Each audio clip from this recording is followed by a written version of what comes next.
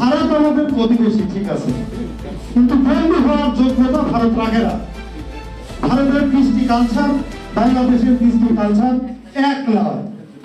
বাংলাদেশের আতিথেয়তা ভারতের আতিথেয়তা এক নয়। আপনি আমার বাড়িতে আজই যান, দেখবেন আত্মীয়তার ধরন। ইন্ডিয়াতে যান, বলবেন দাদা খেয়ে আসছেন না গিয়ে খাবেন।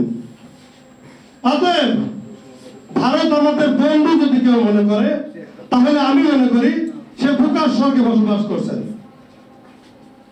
অতএব ভারত বাংলাদেশের সম্পর্ক হতে পারে শুধু প্রতিবেশী, প্রতিবেশীর সাথে যতটুকু সম্পর্ক রাখার দরকার তার বেশি সম্পর্ক আমাদের নেই, ছিল না, ভবিষ্যতে কোনোদিন হবে না।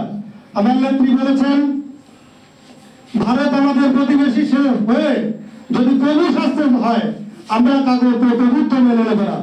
অর্থাৎ আমরাও মেনে নেব না। মেনে নিয়েছিল গত 17 বছর শেখ হাসিনা, তাকে তারা নিয়ে গিয়েছেন।